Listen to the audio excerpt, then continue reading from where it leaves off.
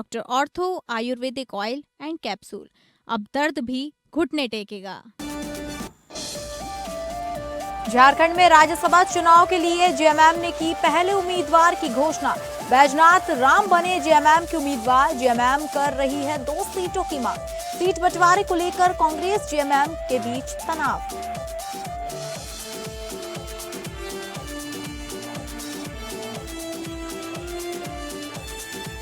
झारखंड दौरे पर पहुंचे बीजेपी राष्ट्रीय अध्यक्ष नितिन नवीन। रांची एयरपोर्ट पर पारंपरिक तरीके से हुआ भव्य स्वागत। भाजपा अध्यक्ष ने बिरसा मुंडा की प्रतिमा पर अर्पित किए श्रद्धा सुमन। बीजेपी सांसदों और विधायकों की संयुक्त बैठक को किया संबोधित। नवी मुंबई अंतर्राष्ट्रीय हवाई अड्डे पर छत्रपति शिवाजी महाराज की प्रतिमा का अनावरण। सीएम देवेंद्र फडणवीस ने प्रतिमा का किया अनावरण। मुख्यमंत्री फडणवीस ने अपने संबोधन में कहा, छत्रपति शिवाजी केवल महाराष्ट्र ही नहीं बल्कि पूरे देश के लिए प्रेरणा स्रोत।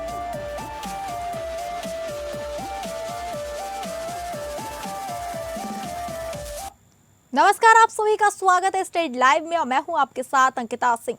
स्टेट लाइव की शुरुआत करेंगे झारखंड की खबरों से, जहां राज्यसभा चुनाव को लेकर अब झारखंड मुक्ति मोर्चा ने भी अपने पहले उम्मीदवार के नाम बैजनाथ राम के नाम पर मोहर लगाते हुए रांची स्थित पार्टी कार्यालय में एक बड़ी घोषणा कर दी है। बता दें आपको कि पार्टी के पूर्व विधायक कल ही मुख्यमंत्री हेमंत सोरेन की अध्यक्षता में हुई बैठक में शामिल हुए थे, जबकि बाहर आकर उन्होंने दोनों सीटों पर पार्टी की मांग की बात का समर्थन किया था। वहीं इस कड़ी में पार्टी के महासचिव सुप्रियो भट्टाचार्य ने एक प्रेस कॉन्फ्रेंसिंग को संबोधित करते हुए बताया कि पार्टी के केंद्रीय अध्यक्ष हेमंत सोरेन के नेतृत्व में राजनीतिक परिस्थिति को देखते हुए ये फैसला लिया गया है। हालांकि पार्टी द्वारा 2 सीटों पर मांगों को लेकर उन्होंने जवाब देते हुए कहा कि इसके लिए इसके पार्टी नेतृत्व को निर्णय लेने के लिए अधिकृत किया गया था। उधर कांग्रेस के समर्थन की मांगों पर उन्होंने 2 टूक जवाब दिया है।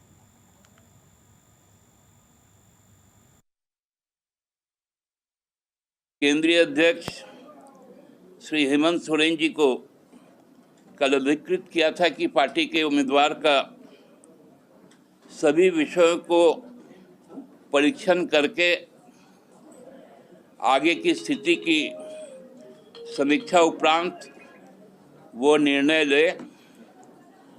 और हमारे प्रिय पार्टी झारखंड मुक्ति मोर्चा के केंद्रीय अध्यक्ष माननीय हेमंत सोरेन जी ने समस्त विचार उपरांत पार्टी के उपाध्यक्ष, राज्य के पूर्व मंत्री और अनुसूचित जाति के वरिष्ठ नेता श्री बैजनाथ राम जी के नाम पर सहमति बनाई और पार्टी के तरफ से उन्हें आसन्न राज्यसभा चुनाव के लिए झारखंड मुक्ति मोर्चा पार्टी का अधिकृत उम्मीदवार घोषित की है। झारखंड में राज्यसभा चुनाव को लेकर अब इंडिया गठबंधन के अंदर झारखंड मुक्ति मोर्चा और कांग्रेस के बीच तनातनी का माहौल बन चुका है और कांग्रेस दल ने सीधा मुख्यमंत्री के साथ बैठक की योजना बनाई है। इस कड़ी में कांकेर से कांग्रेस विधायक सुरेश बैठा ने रांची में हमारी संवाददाता तृप्ति सिंह से बातचीत की।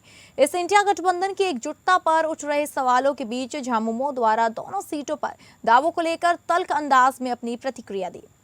झारखंड में राज्यसभा चुनाव बेहद दिलचस्प मोड़ पर आ चुका है, जहां एक तरफ कांग्रेस ने एक सीट पर अपने उम्मीदवार की घोषणा कर दी है, दूसरी ही तरफ झारखंड मुक्ति मोर्चा की तरफ से ये ऐलान हुआ है कि दोनों सीटों पर पार्टी चुनाव लड़ेगी। अभी तो हम लोग कांग्रेस की विधायक दल की बैठक होगी शाम में हमारे पार्टी की 7 बजे है सर के स्टेट गेस्ट हाउस में।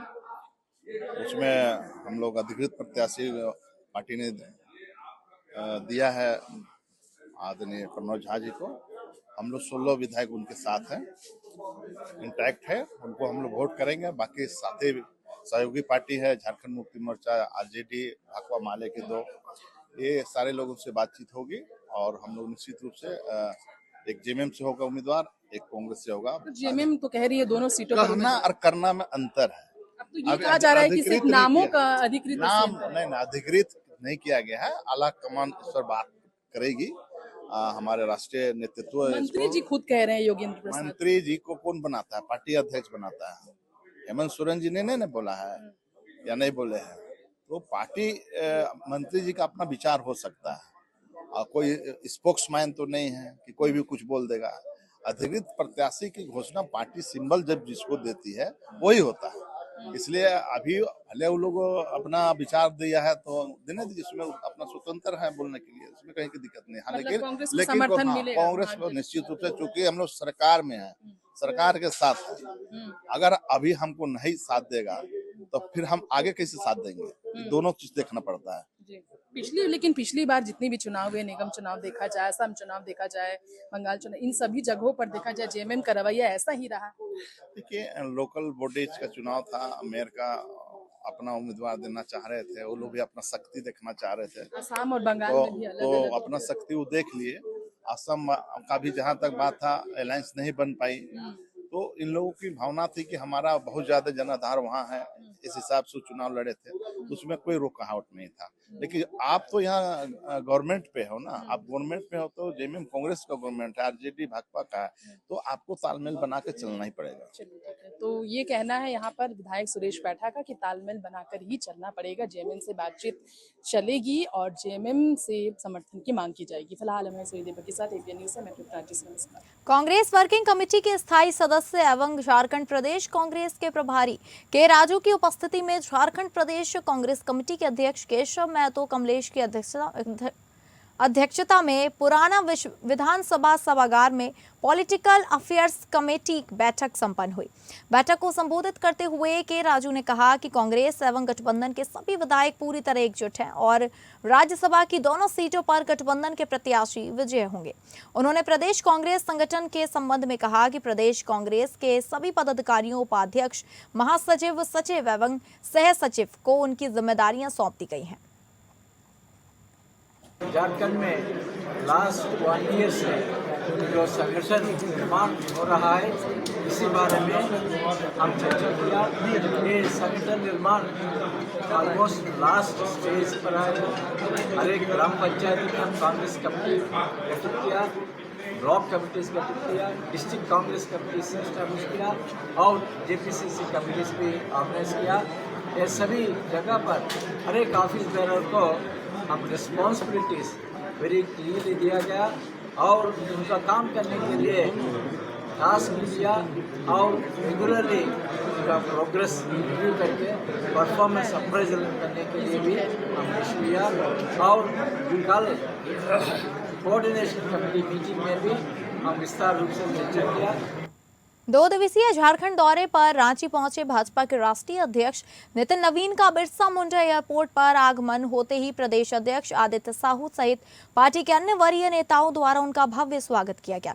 वहीं पारंपरिक तरीके से गाजे बाजे के साथ हजारों कार्यकर्ताओं द्वारा उनका अभूतपूर्व एवं भव्य स्वागत अभिनंदन किया गया। रांची एयरपोर्ट से निकलकर राष्ट्रीय अध्यक्ष नितिन नवीन द्वारा बिरसा चौक स्थित धरती आबा बिरसा मुंडा की प्रतिमा पर माल्यार्पण कर श्रद्धा सुमन अर्पित किया गया।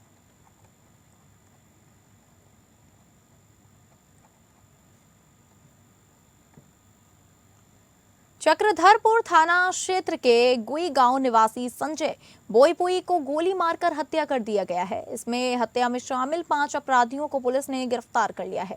जानकारी के अनुसार बीजू चौधरी और मृतक संजय बोईपुई के बीच पुरानी जमीन विवाद चल रहा था। इसी मामले को लेकर बीजू चौधरी ने 5 लोगों को संजय को मारने के लिए सुपारी दी थी, जिसमें सभी 5 अपराधियों को पुलिस ने गिरफ्तार कर लिया है। एसआईटी के द्वारा त्वरित रूप से कार्रवाई करते हुए 5 व्यक्ति की गिरफ्तारी की गई है, जो घटना में शामिल थे, जिनका नाम सुरेश सोई, कप्तान होनागा, गुने हिंदू, अंगरिया, बुद्धू बोदरा और बीजू चौधरी, जो सभी इस कांड में संलिप्त थे। उनसे पूछताछ में जो बात प्रकाश में आई, उसमें संजय बोईपुई जो मृतक था, उससे बीजू चौधरी का पुराना जमीन विवाद चल रहा था और आपसी रंजिश था। इसी क्रम में बीजू चौधरी द्वारा सुपारी देकर के उन अपराध कर्मियों के माध्यम से उसकी हत्या कर दी। दिल्ली के मालवीय नगर में हुई आग लगी की घटना के बाद पूरे देश में होटल प्रबंधन को लेकर लोगों में गुस्सा नजर आ रहा है। होटल के फायर सेफ्टी और होटल के निर्माण में नक्शे का विचारण भी एक बड़ा मुद्दा बन गया है। इसको लेकर बोकारो जिला प्रशासन ने भी जांच का आदेश दिया है।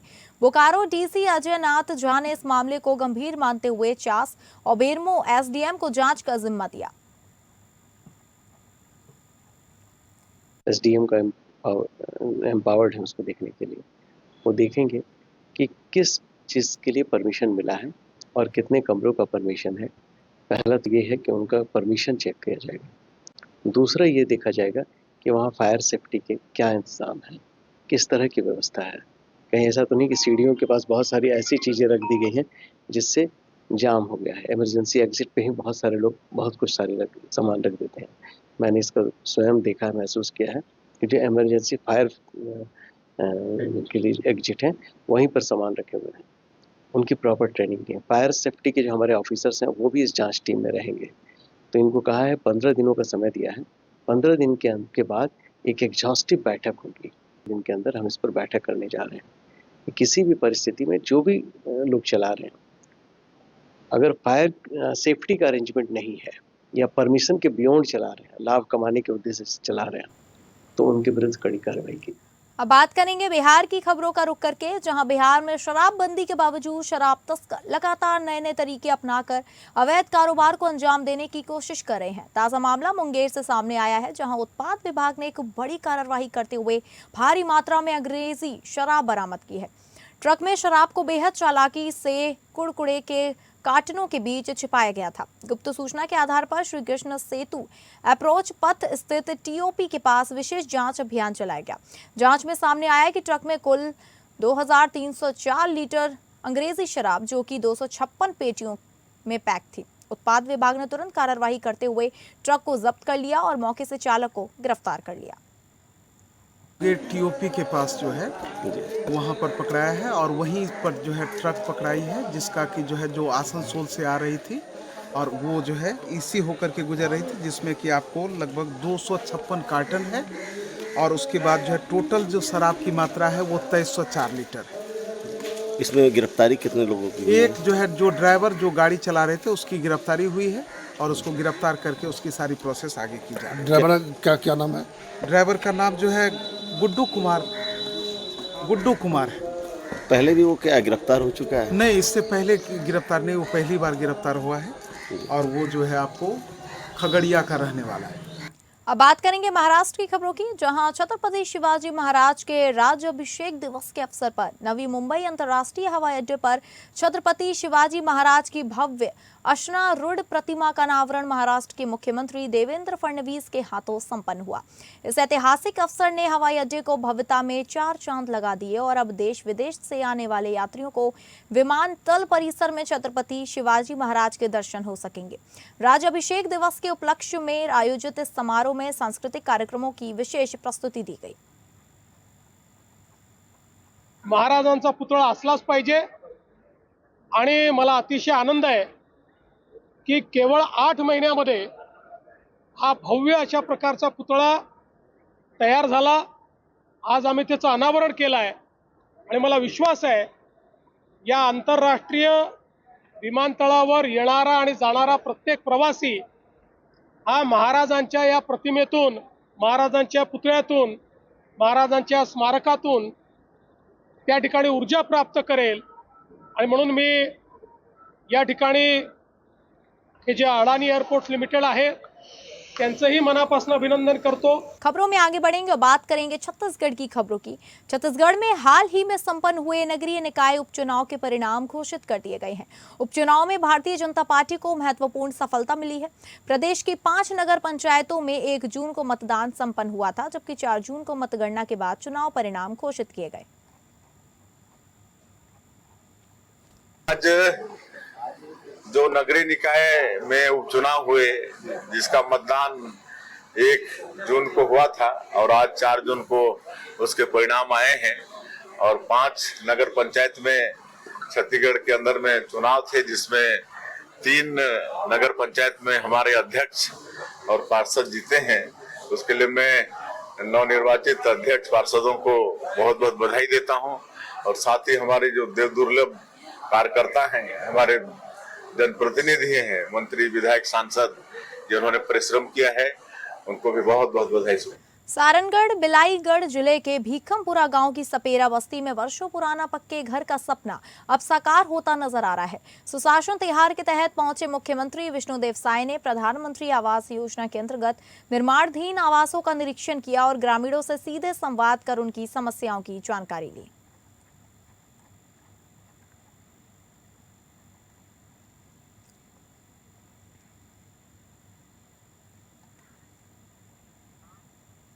छत्तीसगढ़ के केशकाल घाट क्षेत्र में जल्द ही लोगों को बड़ी राहत मिलने जा रही है। 4 लेन बाईपास निर्माण की तैयारियों का उप मुख्यमंत्री अरुण साव ने मौके पर आज पहुंचकर अधिकारियों के साथ निरीक्षण किया। यह परियोजना बस्तर और रायपुर के बीच यात्रा को न सिर्फ तेज बनाएगी बल्कि खतरनाक घाटी मार्गों को परेशानियों से भी छुटकारा दिलाएगी। केशकाल में उप मुख्यमंत्री अरुण साव ने आज बहुप्रतीक्षित केशकाल घाट बाईपास परियोजना का स्थल निरीक्षण किया।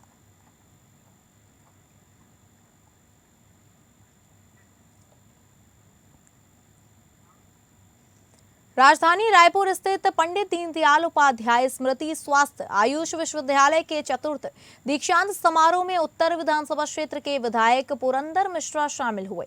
इस अवसर पर उन्होंने राज्यपाल रमेन डेका, मुख्यमंत्री विष्णुदेव साय एवं स्वास्थ्य मंत्री श्री श्याम बिहारी जायसवाल के साथ समारोह की गरिमा में उपस्थिति दर्ज कराई।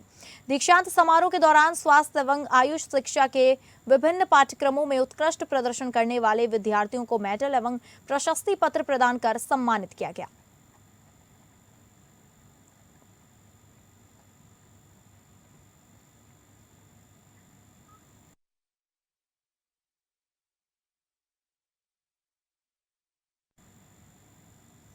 भारतीय जनता पार्टी ने बस्तर और आदिवासी क्षेत्रों को लेकर कांग्रेस पर तीखा राजनीतिक हमला बोला है। रायपुर स्थित भाजपा प्रदेश कार्यालय में आयोजित प्रेस ब्रीफिंग में प्रदेश प्रवक्ता देवलाल ठाकुर ने आरोप लगाया कि कांग्रेस ने वर्षों तक आदिवासियों को केवल वोट बैंक के रूप में इस्तेमाल किया और अब बस्तर में शांति एवं विकास को लेकर राजनीति कर रही है।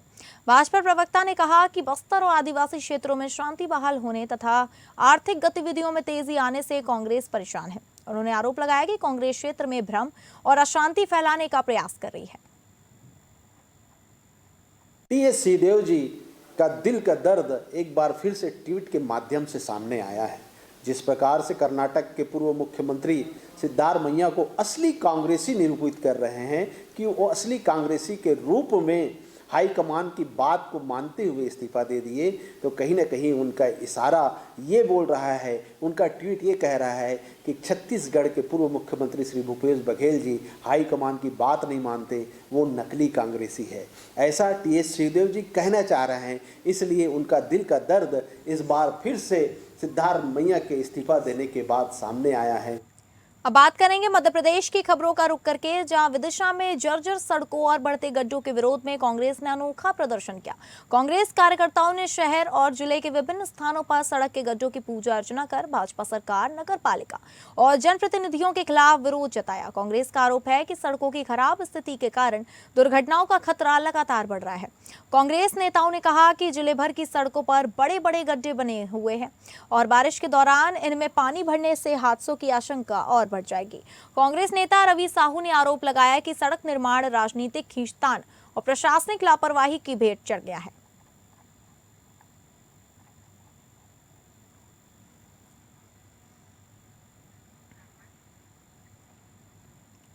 विदिशा में करीब 4 दिन पहले 1 जून को सड़क हादसे में पूरनपुरा निवासी जितेंद्र कुशवाहा घायल हुए थे। परिजनों द्वारा उन्हें शेरपुरा निजी अस्पताल में भर्ती कराया गया था, जहां उनके कंधे का ऑपरेशन भी हुआ था।